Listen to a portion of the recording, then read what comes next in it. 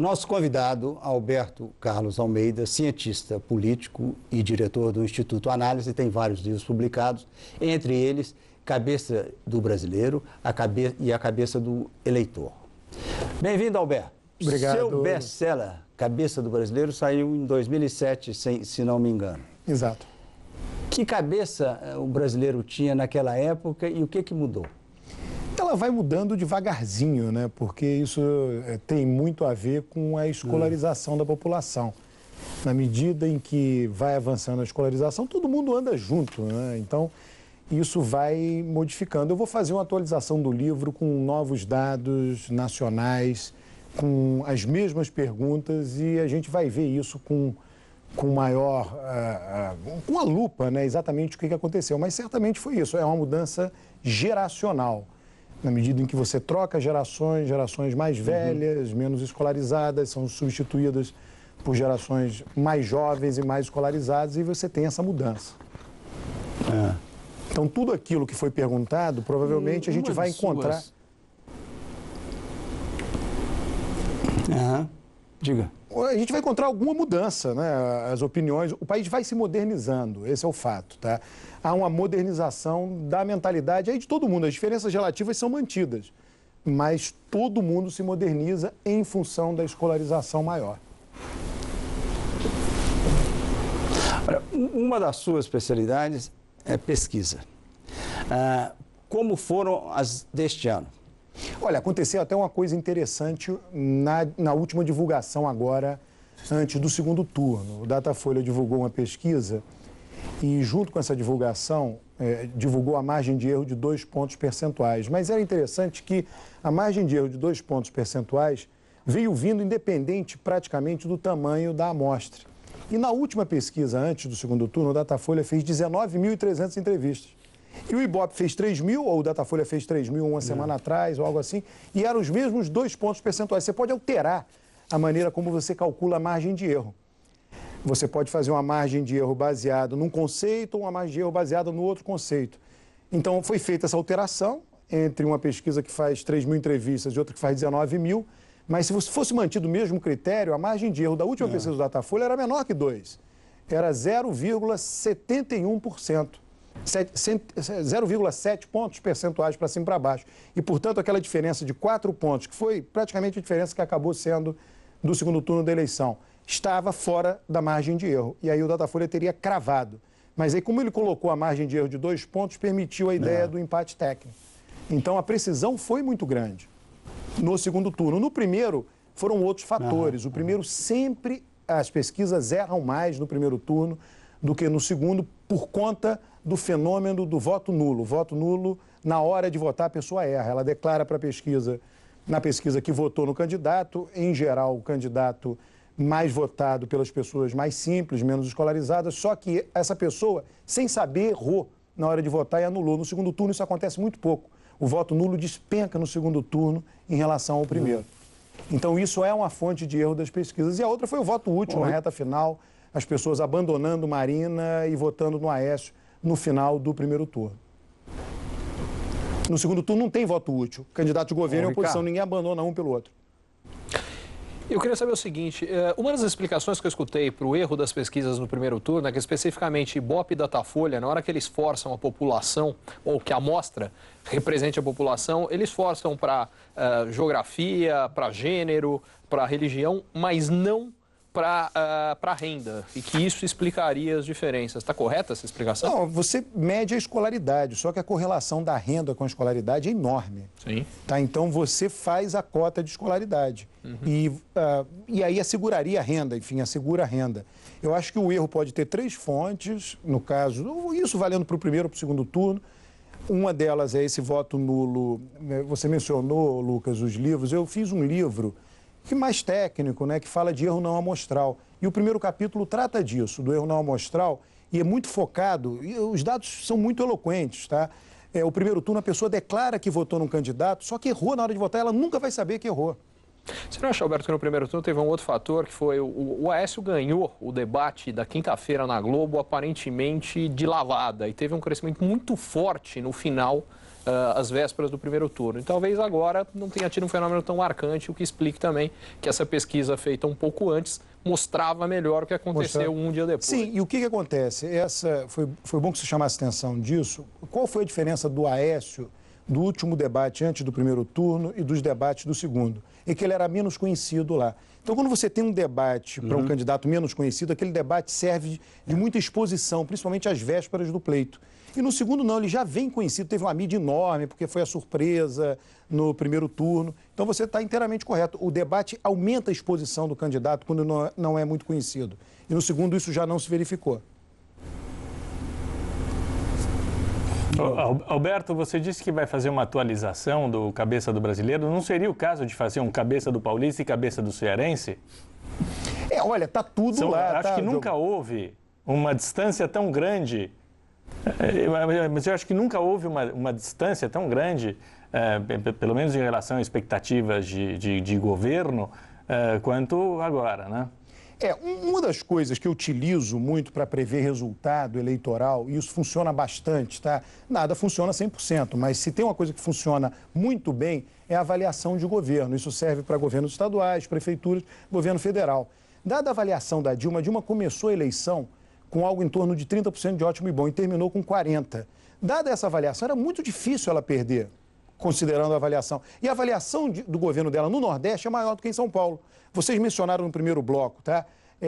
Os indicadores econômicos de crescimento. O Nordeste cresce muito mais, por exemplo, do que São Paulo. Sim. Então as pessoas votaram baseado no bolso, no interesse próprio. Nisso o eleitor nordestino é idêntico ao eleitor paulista. Agora, você consegue explicar esse crescimento da avaliação positiva do governo Dilma nesse período, quando, de uma forma geral, os indicadores econômicos não melhoraram, pioraram e os políticos também, eu diria? Campanha eleitoral. A campanha eleitoral, a Dilma não fez uma marca de governo. Tomamos Fernando Henrique. Fernando Henrique já estava dada a marca de governo antes dele começar. Plano Real, controle da inflação. Lula fez uma marca de governo no decorrer. A Dilma não fez. Então, não é que a campanha tenha feito uma marca de governo, claro que não. Mas ela foi para a televisão defender de uma maneira organizada, na forma e no conteúdo muito boa, coisa que ela não fez no decorrer do mandato dela. E aquilo sobe. Vai cair agora. Tradicionalmente, o que acontece? Passada a eleição, a avaliação de governo piora. Aconteceu com todos, tá? Fernando Henrique, Lula. Então, as pesquisas que vão acontecer, e elas vão agora no final do ano, vão mostrar uma queda do ótimo e bom da Dilma. Por quê? É o efeito realmente midiático da campanha. Isso é normal. Alberto, o Diogo fez a arenga dele contra o Nordeste e você coloca no seu estudo, teu mentor é Roberto da Mata, que é sempre esse choque entre o arcaico e o moderno, né? Digamos, o Nordeste é o arcaico, você diz que você vê uma evolução, uma mudança. Mas como isso não colide isso com o fato que um partido como o PT, ele tem esse controle, esse arroxo, uma máquina política tão forte no Nordeste, que vai demorar muito tempo, independente de escolaridade, para que realmente o eleitor do Nordeste se livre das amarras desse partido que deu o básico para ele na gestão. Começou no Fernando Henrique Cardoso, Lula e Dilma. Como vai ser essa colisão entre o antropológico, do arcaico e moderno, com o controle político da região pelo PT? Esse é um tema que eu gosto muito. Meus pais são nordestinos, eu sou. Fui criado no Rio, moro em São Paulo, sou casado com uma catarinense, tenho 2 filhos que nasceram no Rio e um em São Paulo. Então, eu tenho de tudo na minha vida pessoal, tá? O que acontece? É o interesse próprio. Se você pegar, Caio, os mapas eleitorais dos diversos países no mundo, eles têm exatamente a configuração que o nosso mapa eleitoral tem. Bordeaux, na França, famosa pelos vinhos, ela vota no Partido Socialista de maneira sistemática. Andaluzia, na França, vota no PSOE da Espanha de maneira sistemática. Então, essa divisão regional existe. E ela tem uma correlação com pobreza e não pobreza. Os Estados Unidos também, quando a gente vê a apuração dos Estados Unidos, pega a Flórida, qualquer lugar nos Estados Unidos, tá? A região mais pobre dos Estados Unidos vota nos democratas e as regiões menos pobres votam nos republicanos. Então, o Brasil tem isto idêntico a todos os países do mundo. E aí, de novo, vai valer... Não, contrário, não, Alberto, desculpa. É o contrário. O Nordeste brasileiro é o sul-americano. O eleitorado... Não, os Estados Unidos é diferente, tá? Baixa renda, você não pega... menos escolaridade, eles... Não, os Estados Unidos tem diferença. Você tem que olhar, por exemplo, você tem que olhar estado por estado e região do estado por estado. Não dá para fazer essa divisão regional, lá é muito misturado, tá? Então você pega as áreas geograficamente mais rarefeitas, tem menos gente, são mais ricas, que é o meio oeste americano, se você quiser pegar áreas, tá? E aí, por exemplo, na Flórida, você pega o mapa de votação da Flórida, em torno de Miami, que os democratas são maciçamente votados. No restante da Flórida, não. Aí você vai pensar, então a área geográfica é menor, mas tem mais gente lá. Se você pegar o mapa do Rio de Janeiro, é idêntico. O PT é mais votado numa área geograficamente menor, só que tem maior população lá. São idênticos, são idênticos. Eu já estudei todos esses mapas. Então, você tem um padrão de votação previsível. A Alemanha é a mesma coisa. São Paulo tem um precedente na Alemanha. A Baviera, desde a Segunda Guerra Mundial, nunca elegeu um governo de esquerda. Então, digamos assim, ou a Baviera é São Paulo, ou São Paulo é Baviera, tanto faz. Do ponto de vista de comportamento eleitoral, existe essa semelhança. Aí pega aquela área de Hessen da Alemanha, que é a área industrial, trabalhadores mais pobres, vota sistematicamente no SPD alemão. Então, digamos, lá é o Nordeste deles. Tá? Então, todo o país tem essa divisão. Isso é algo inteiramente normal. E não tem a ver necessariamente com a cabeça do brasileiro, ou a cabeça do francês, mas tem a ver com o interesse próprio, né? Quem te representa? A população pobre do Nordeste e pobre das grandes cidades, enfim, Rio de Janeiro, Minas, você olhando o mapa e colocando uma lupa no mapa de Rio de Janeiro e Minas, você vai ver isso. Essas pessoas mais pobres se sentem representadas pelo PT e as pessoas menos pobres se sentem representadas pelo PSDB. Então, a disputa está bem estruturada no Brasil. Isso é muito importante para o bom funcionamento da nossa democracia. Por isso que nunca vai virar uma Argentina, porque é possível a alternância do poder. Está aí o resultado, 4 pontos percentuais. Faltou muito pouco para haver alternância no poder. Na Argentina não tem resultado assim, hein? A Argentina, desde 1930, só o Partido Peronista completa o mandato presidencial. Tá? O grande problema da Argentina é esse, não tem um PMDB. O Brasil tem. O PMDB permite que todo mundo complete o mandato presidencial. Pô, a gente pode exportar o PMDB para eles, então... Eles não sabem, mas eles precisam do PMDB. Olha, Alberto, várias pessoas acham que o Brasil, não importa o que vai acontecer, o Brasil já está peronizado. Você acabou de mencionar a cabeça da Argentina. Existe uma conexão entre a cabeça petista e a cabeça peronista? De modo algum. Lá tem até hoje, você anda em Buenos Aires, tem lá sindicato peronista. Não existe sindicato getulista, sindicato lulista no Brasil. O Brasil não tem nenhum traço de culto à personalidade, como, por exemplo, tem na Argentina. Isso não existe. E olha, só esse indicador, viu, Lucas, é suficiente. Desde 1930 é muita coisa. Só os peronistas completam um mandato presidencial. Isso é uma coisa absurda. Tá, o Brasil tem competição. Olha, esse exemplo, isso é importante. E isso não pode acontecer no Brasil? Não, o Brasil é mexicanizado, né? O PT tomou conta do Estado de uma maneira que só no México aconteceu. Só no México houve uma ocupação tão flagrante, tão grande, tão... A vantagem é que o PRI soube se reformar nos últimos anos. Vamos ver se o PT vai conseguir. Mas o PRI ficou 70 anos, né? O PT vai para 16.